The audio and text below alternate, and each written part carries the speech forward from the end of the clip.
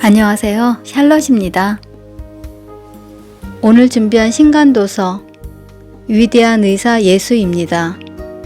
이 책은 그리스도인들이 건강하게 사는 성경적 삶의 원리를 깊은 영성으로 소개한 책입니다. 우리는 어머니 뱃속에 잉태되기 전에 놀라운 하나님의 뜻 안에서 건강하게 살 수 있는 완전한 건강체로 설계되었습니다. 평생 건강하게 살 수 있는 원리가 이미 성경 속에 나와 있는 것입니다. 인간은 영, 혼, 육으로 이루어져 있습니다. 그런데 첫 사람 아담이 하나님의 명령을 어기고 죄를 범하면서 영이신 하나님과 분리되었습니다.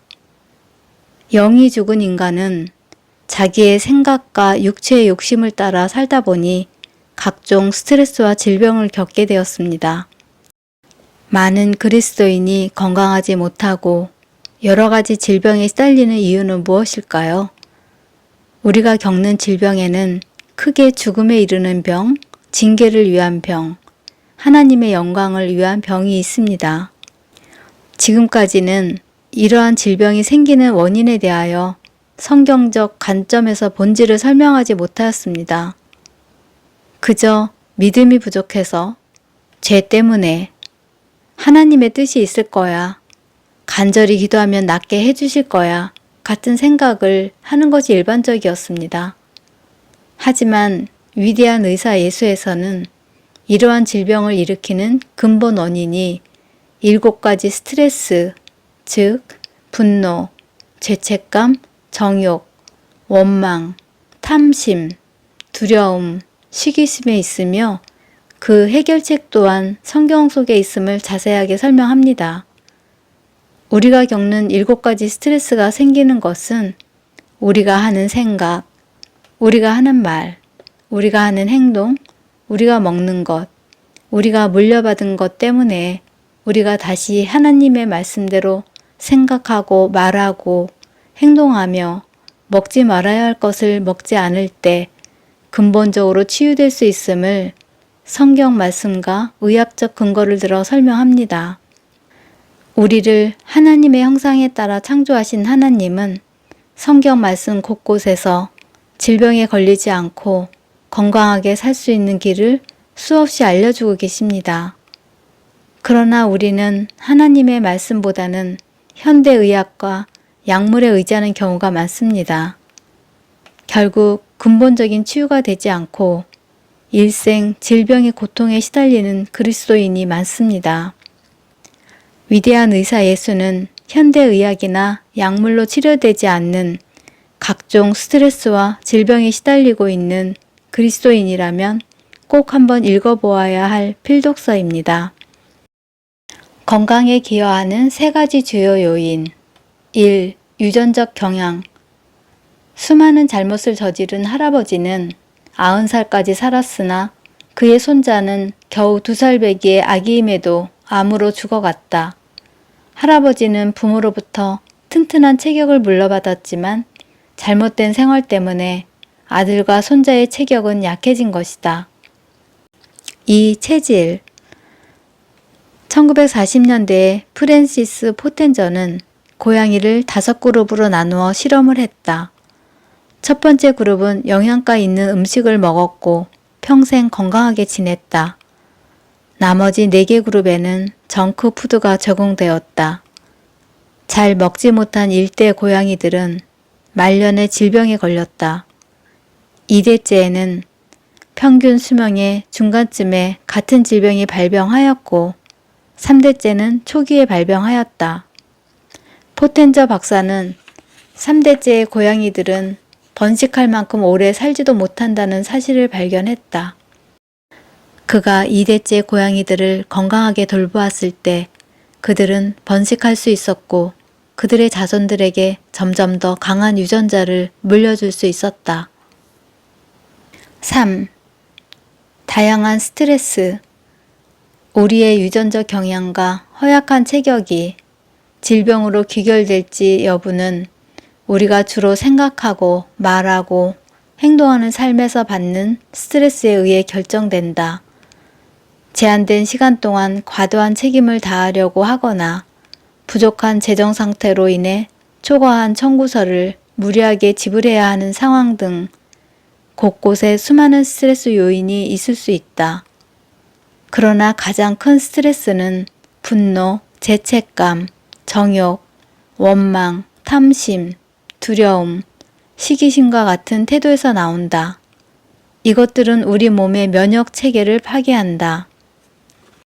죽음이라는 형벌이 모든 인간의 육체 위에 있고 우리는 서서히 죽어가는 과정에서 살아가고 있으므로 이 지구상에서는 완전한 치유가 불가능하다. 총체적 건강이란 하나님을 섬기도록 계획된 인생의 연수들을 채우고 주님이 계획하신 소명을 내가 기꺼이 수행할 수 있는 삶의 질을 갖는 상태다. 3가지 종류의 질병이 성경에 언급되어 있다. 병에 걸렸을 때 당신은 어떤 종류의 병을 경험하고 있는지 분별하고 그 종류에 따라 성경적인 반응을 적절히 해야 한다. 죽음에 이르는 병. 주님을 믿는 사람으로서 이 땅 위에서 하는 일이 끝날 때까지 당신은 죽을 수 없다. 일단 그것이 완성되고 나면 이 땅에 머물러 있는 것은 의미가 없다. 천국은 훨씬 더 영광스러운 곳이다. 바울은 이것을 이해했다. 내가 그들 사이에 끼었으니 차라리 세상을 떠나서 그리스도와 함께 있는 것이 훨씬 더 좋은 일이라. 징계를 위한 병.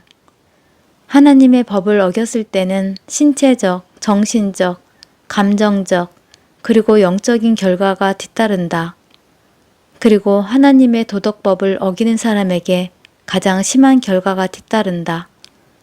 자기의 육체를 위하여 심는 자는 육체로부터 썩어질 것을 거두고 성경은 부모를 공경하지 않으면 겪는 건강 문제를 구체적으로 언급하고 있다. 너는 내 하나님 여호와께서 명령한 대로 내 부모를 공경하라. 그리하면 내 하나님 여호와가 내게 준 땅에서 내 생명이 길고 복을 누리리라. 아비를 조롱하며 어미 순종하기를 싫어하는 자의 눈은 골짜기의 까마귀에게 쪼이고 독수리 새끼에게 먹히리라. 하나님의 영광을 위한 병. 3번째 유형의 병은 하나님에게 영광을 돌려드리도록 설계된 병약함을 포함한다. 하나님이 병약함을 통해 영광 받으시는 방법은 2가지가 있다. 하나는 하나님의 초자연적인 치유를 통해서이다. 이것은 태어나면서부터 장님이었던 한 사람이 경험했다. 예수님의 제자들이 예수님께 물었다. 이 사람이 맹인으로 난 것이 누구의 죄로 인함이니이까? 자기이니이까? 부모이니이까? 예수님이 대답하시되 이 사람이나 그 부모의 죄로 인한 것이 아니라 그에게서 하나님이 하시는 일을 나타내고자 하심이라. 예수님께서 이 사람의 병약함을 설계하셔서 이 사람을 통해 무리의 다른 사람들에게 자신이 진실로 하나님의 아들이라는 것을 증명하셨다는 것을 주목하라. 이를 근거로 우리는 누군가 아프다고 해서 반드시 본인이나 부모 쪽의 죄 때문임이 틀림없다고 생각하지 않도록 조심해야 한다. 최근까지 사람들은 심장을 단순히 몸에 혈액을 펌프질하는 근육 덩어리라고 생각했다. 그러나 하나님은 심장을 생각하고 추론하고 감정을 느끼고 결정하는 능력을 갖추도록 설계하셨다. 최근 몇 년 동안 심장이 지능의 중심으로서 가능할 수 있다는 연구들에 관심이 쏠리고 있다. 연구자들의 발견은 놀라울 뿐만 아니라 총체적 건강을 이루기 위해서 필수적이다. 우리가 이런 측면을 이해할 때 우리는 하나님께서 모든 지킬 만한 것 중에 더욱 네 마음을 지켜라. 모든 생명의 근원이 이에서 남이니라 라고 마음을 지키라고 경고하시는지 그 이유를 깨닫게 될 것이다. 심장의 경이로움. 건강하고 평범한 심장의 지구력과 효율은 놀랍다. 심장은 하루 10만 번을 뛰며 10만 킬로미터에 달하는 정맥, 동맥, 모세혈관에 8,000리터의 혈액을 펌프질한다. 평균 수명 동안 인간의 심장은 25억 번 이상 뛴다. 즉 심장은 평생 3척 이상의 초대형 유조선을 채울 수 있을 정도인 약 2억 리터의 피를 펌프질해야 한다. 몸에는 약 5리터의 혈액이 들어있는데 이 혈액이 1분에 3번씩 온몸의 혈관을 순환한다. 심장의 뇌. 엄마의 자궁 안에서 태아의 뇌가 발달하기 전에 심장이 먼저 놀라운 기능을 시작한다는 것을 발견했을 때 연구원들은 당황스러워했다. 최근 연구에 따르면 뇌뿐 아니라 심장에서도 신경 전달 물질을 만들어 분비할 수 있는 세포들을 가지고 있다는 것이 밝혀졌다. 이 발견은 더 나아가 심장이 신경과 호르몬 그리고 다른 경로를 통해 뇌와 의사소통할 수 있는 고유의 뇌를 가지고 있다는 것을 확신시켜준다. 우리가 하는 말. 막대와 돌이 내 뼈를 부러뜨릴 수는 있지만 말은 결코 나를 해치지 않는다 라는 속설이 있다. 말은 사람의 건강을 매우 해치고 손상을 입힐 수 있어서 주님은 말을 치명적인 독, 불, 그리고 날카로운 화살에 비유하신다. 게다가 남의 말하기를 좋아하는 자의 말은 별식과 같아서 뱃속 깊은 데로 내려가느니라. 누군가 당신에게 나쁜 말을 할 때, 특히 부모님이 하시는 말은 당신의 영혼 깊은 곳에 깃든다. 만일 당신이 원망을 느낀다면 그 말이 독약처럼 퍼져서 온몸에 영향을 준다. 이 말들이 당신 속에 오래 머물수록 당신의 영, 혼, 육에 더 큰 피해를 줄 것이다. 축복하는 말의 힘. 파괴적인 말이 죽음을 퍼뜨릴 수 있듯이 격려의 말도 생명을 퍼뜨릴 수 있다. 하나님은 이렇게 말씀하신다. 좋은 기별은 뼈를 윤택하게 한다. 말로 축복하는 것은 여러분은 물론이고 주변 사람들의 건강도 좋아지게 할 수 있는 가장 좋은 방법 중 하나이다. 다른 사람을 축복하기 위해서는 먼저 다른 사람의 부족한 품성을 파악한 다음 그 사람이 그런 품성을 개발할 수 있도록 축복해 달라고 하나님께 간구해야 한다. 당신의 모든 육체적 존재는 당신의 DNA에 의해 결정된다. DNA는 우리 몸 모든 세포의 발달을 위한 유전암호를 가지고 있다. DNA는 조상으로부터 우리에게 전해졌고 우리는 우리의 자손과 그들의 자손에게 대대로 물려준다. 이렇게 대대로 전해진다는 것은 우리와 아담과의 관계에 대해 생각할 때 심오한 의미가 있다. 분자 수준에서 우리는 모두 사실 아담이 죄를 범했을 때 그의 일부였다. 그러므로 성경이 이렇게 말하는 것은 타당하다. 우리가 모두 아담 육체의 일부였고 그 안에서 우리 모두 죄를 지었으며 따라서 우리 모두 죽었다. 한 사람으로 말미암아 죄가 세상에 들어오고 죄로 말미암아 사망이 들어왔나니 이와 같이 모든 사람이 죄를 지었다. 유전 질환의 원인. 각 사람은 유전자를 대부분 2개씩 가지고 있다. 한 개는 어머니에게서 온 것이고 다른 한 개는 아버지에게서 온 것이다. 유전 질환은 이들 유전자의 하나 또는 2개가 변이를 일으킬 때 발생한다. 이러한 변이는 세포 구조에 영향을 미치고 이에 따라 선천적인 결함과 질병이 나타나게 된다. 일반적인 유전 질환은 종종 이러한 돌연 변이의 결과로 나타난다. 유전 질환 외에도 사람은 특정 질병에 대한 다양한 약점과 경향성을 물려받기 때문에 그 특정 질병이 가족 내에서 발병하게 된다. 특정 질병에 대한 내성이 낮아진다는 것을 알게 되면 그 질병에 대한 경계심을 갖고 개인적 건강관리를 실행할 수 있게 된다. 예를 들어 부모 모두 제2형 당뇨병을 가지고 있다면 그들의 자녀는 그 병에 걸릴 위험이 80%가 될 것이다. 그러나 식이요법과 운동을 통해 발병 위험을 실질적으로 낮출 수 있다. 우리의 재성은 우리의 조상들로부터 물려받은 것이다. 예수님은 죄가 없으신 상태로 우리의 죄에 대한 대가를 지불하시기 위해서 처녀에게서 태어나야 하셨다. 유전질환의 결과. 유전질환은 인간의 수명을 단축한다. 우리의 조상들은 수백 년을 살았다. 오늘날 사람이 100년 이상 산다는 것은 드문 일이다. 이렇게 수명이 짧아진 것은 우리 혈액의 불순물과 수세기에 걸친 DNA 손상을 포함한 몇 가지 요인 때문이다.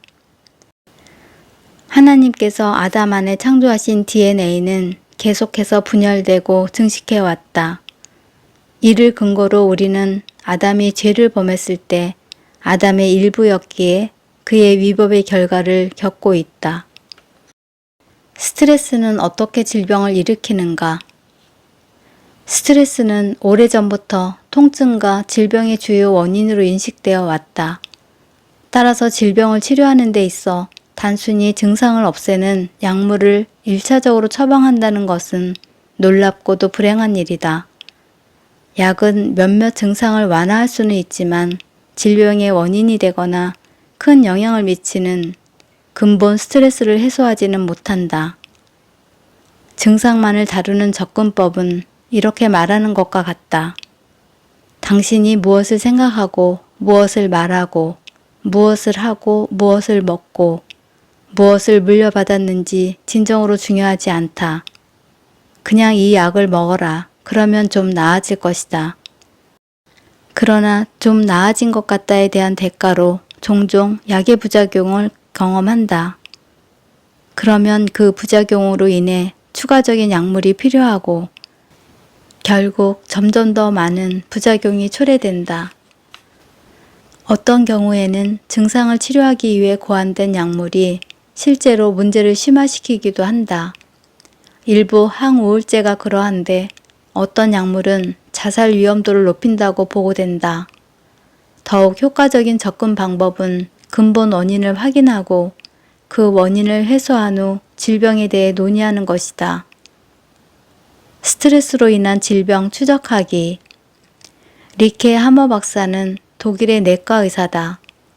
1978년 12월에 그의 아들은 총기 사고로 목숨을 잃었다. 하머 박사는 이 비극의 고통과 슬픔에 압도당했고 곧 암에 걸렸다.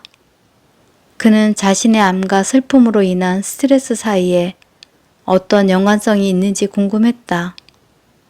2만 명이 넘는 환자의 임상 연구를 수행한 후 그는 다양한 종류의 스트레스와 특정 질병 사이에 직접적인 상관관계를 도출할 수 있었다. 해머 박사는 특정 스트레스가 해소되면 관련 질병도 낫는 경우가 많은 것을 관철하였다. 1981년 해머 박사는 1961년에 학위를 취득한 의과대학에 자신의 연구 결과를 발표했다.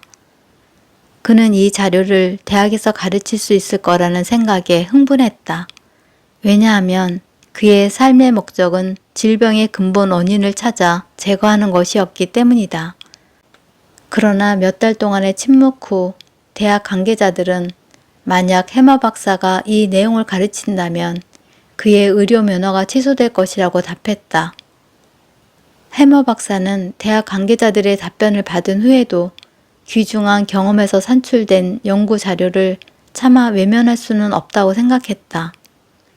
그래서 그는 자신의 의학적 연구 결과를 환자와 공유하기 시작했다. 그 결과 1986년 그의 의료 면허가 취소되었고 그와 그의 연구에 대한 공격이 시작되었다. 이 책의 목적은 해머 박사의 연구 결과를 검증하거나 부정하려는 것이 아니다. 우리는 이 연구 결과를 통해 우리의 핵심 개념을 확인하게 된다. 즉, 특정한 스트레스 연구가 굉장히 중요하며 그 스트레스가 신체의 시스템과 직접적으로 연관되어 있다는 것이다. 다시 예수님의 위대한 산상 설교를 보자. 그 메시지에서 우리는 7가지 기본적인 스트레스와 삶과의 관계를 알 수 있다. 이 기본적인 스트레스는 분노, 죄책감, 정욕, 원망, 탐심, 두려움, 시기심이다. 예수님이 말씀을 마치셨을 때 예수님의 말씀을 들은 사람들의 반응이 이렇게 묘사된다. 그의 교훈에 논란이 이는 그가 가르치는 것이 권위 있는 자와 같았다. 우리는 또한 인간의 몸에 7가지 1차적인 시스템이 있다는 것을 알고 있다. 7가지 스트레스와 7가지 몸의 시스템에 관해 연구하면 할수록 그들 사이에 중요한 상관관계가 있음을 알게 된다. 예를 들어 분노가 있는 사람은 심장 문제로 고생할 가능성이 있다. 사람이 원망하는 마음을 가지고 있으면 소화기 질환을 앓기 쉽다. 이러한 연관성을 많은 사람이 깨닫게 됨에 따라 오랜 스트레스가 그들의 질병의 근본 원인인 것을 깨달아가고 있다. 스트레스를 해소할 때 종종 질병의 극적인 치유를 경험한다는 사실은 매우 흥미롭다. 신체 시스템과 관련된 스트레스, 분노, 심혈관계, 죄책감, 신경계, 정욕, 내분비계, 원망, 소화계, 탐심, 면역계, 두려움, 호흡계, 시기심, 근골격계. 아픔과 질병에는 4가지 다른 요인이 존재한다는 것을 기억하라. 따라서 어떤 사람이 병에 걸렸다고 해서 반드시 그에 상응하는 스트레스를 받은 것은 아니다. 과잉 코티졸이 건강에 미치는 영향. 로저 빌리카 박사는 1991년부터 2001년까지 텍사스주 휴스턴에 있는 나사의 존슨 우수 센터의 의료 프로그램의 책임자였다. 그는 우주비행사들이 우주에 있는 동안 건강을 유지하는 것을 목적으로 하는 의학 연구에 선두에 있었다. 빌리카 박사는 스트레스가 신체의 호르몬계에 얼마나 해로운 영향을 미치는지 상세히 설명한다. 그는 스트레스가 어떻게 코티졸 수치의 불균형을 초래하고 건강상의 문제를 일으키는지를 설명한다. 코티졸은 염증을 가라앉힌다. 그리고 염증을 일으키는 효소, 과도한 히스타민, 자가 면역 물질로부터 몸을 보호한다. 또한 코티졸은 심장 수축을 강화하고 혈액의 당분, 나트륨, 칼륨의 수치를 조절하는 데 도움을 준다. 스트레스는 코티졸의 불균형을 일으킬 뿐 아니라 간에서 포도당을 더 많이 생성케 하며 DHEA를 감소시킨다. DHEA는 부신에서 분비되는 합성대사 호르몬으로 근육을 만들고 유익한 대사 호르몬을 생산하며 항노화 호르몬을 분비하게 한다. 스트레스가 증가하면 갑상샘 분비가 줄어드는데 이는 몸이 연료를 보존할 필요가 있다고 생각하기 때문이다. 이렇게 되면 화학 가정 변화로 신경 전달 물질의 불균형이 초래되고 우울증이 생긴다. 세로토닌 고갈과 같은 신경 전달 물질의 불균형은 탄수화물에 대한 갈구를 높여 탄수화물 과다 섭취를 가져온다.